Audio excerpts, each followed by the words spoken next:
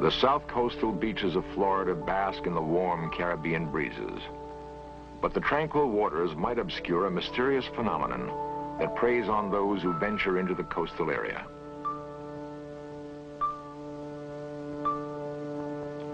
A United States Air Force bomber disappeared in 1968. More than 1,000 lives have been lost under circumstances that cause veteran sailors to become uneasy traversing these waters. For ships like the Proteus have disappeared without a trace. Whatever it is that haunts the waters between the Florida coast, the islands of Bermuda, and the Bahamas has claimed cargo craft like the White Sulphur Queen.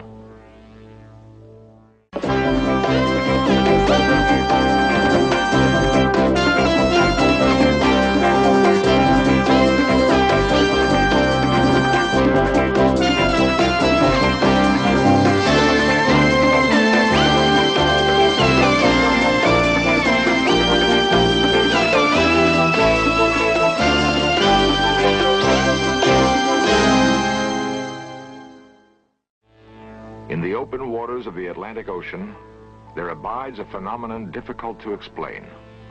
A danger zone that seems to swallow ships and planes.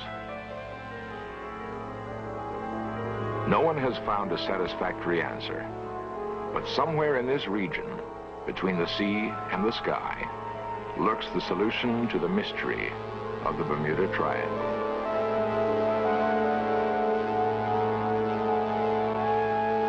It lies off the coast of Florida, an area of some 60,000 square miles, in which lurks the mystery of the Bermuda Triangle.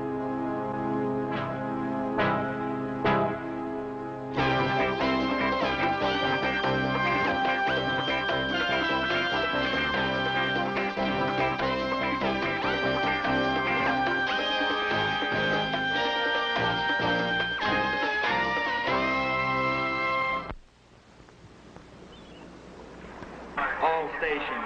This United States Coast Guard, Miami, Florida. 901. The 7th U.S. Coast Guard District protects one of the busiest air-sea traffic lanes in the world. The amount of travel creates a year-round headache for Coast Guard patrols. 3 persons on board is overdue on a fishing trip. Vessels transiting area are... In a year, the district answers more than 10,000 rescue calls, an average of 25 a day. Most of the calls are routine. Engine trouble, boat aground on a reef, out of fuel. Some, however, are urgent, even desperate crises at sea. 36-foot cabin cruiser, 4 POV, disabled, sinking, 3 miles due east, Bug Light.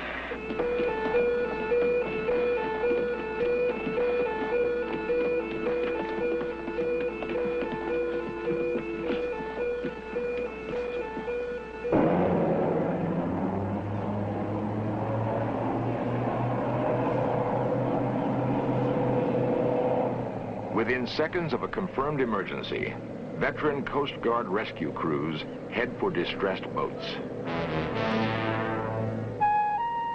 The greatest number of calls concern overdue boats.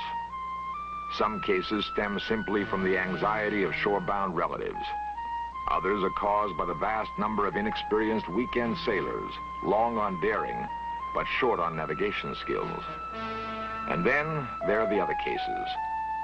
The disappearances that cannot be explained. They occur most often in a triangle-shaped wedge bounded by Florida, the Bahamas, and the island of Bermuda, the so-called Bermuda Triangle. The search for solution to the Bermuda Triangle mystery has been abandoned by some experts who claim there is no mystery. On a television program underwritten in part by a National Science Foundation, the statement was made that science does not have to investigate the Bermuda Triangle. Each disappearance, the program contended, can be readily explained. The only possibilities not taken into consideration by that statement are the personal stories of individuals who've been involved in strange occurrences. Somewhere in these stories, the clues may exist that will open the way to the final solution of the Bermuda Triangle mystery. A Coast Guard cutter sails for home. It's the same kind of vessel that once carried a young lieutenant named Frank Flynn. We came on watch at just before midnight. Everything was perfect. It was a flat, calm night. The winds were gentle, ceiling and visibility unlimited. Just a perfect night. Frank Flynn was a 20-year career officer in the Coast Guard. He rose to the rank of lieutenant commander before retiring. He has sailed in the Bermuda Triangle many times in his military career. Only once did something mysterious happen. Only once. At about 1:30 in the morning, I glanced by the radar, and a solid green line caught my eye on the radar scope. And called my assistant over, and I said, "What do you think of this?" It was a little surprising, and he says, "It looks like land." I said, "Agree." At that point, I went over, ran a recheck of the Loran fix because we were said to be 165 miles offshore. We approached the unknown radar target rather carefully, and it appeared to be just a gray wall. It was very, very surprising. I had never encountered anything like this.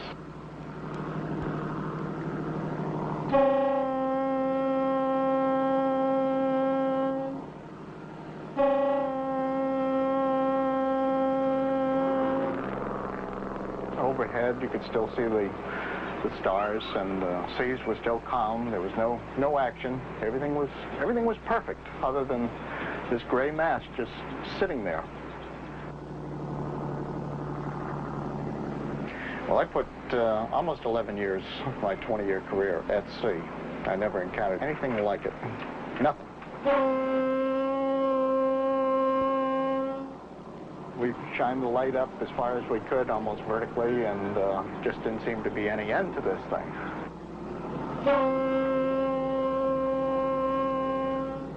I was on the port wing of the bridge and looked up at the carbon arc light. I could just barely see a very dull glow.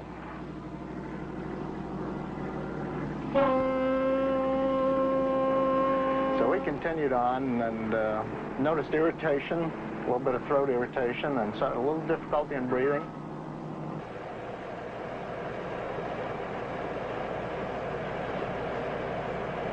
The engine room called indicating they were having a little problems with steam pressure.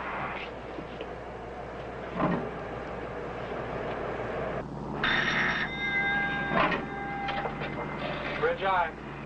This had happened before in clear weather. Possibly it happened at that same time. I don't think so. I think that the two things were related. At that point, the Captain Strouch made a determination that he was getting out of there. 200 shafts are in, sir. Very well. He ordered left full rudder. We were going to go back out. And at that point, we broke through. We were on the other side. We're really not sure what we encountered. I don't think anyone is. Talked to some of the nation's leading oceanographers. They offered no real explanation as to what we might have encountered. I don't think it had been encountered before or since.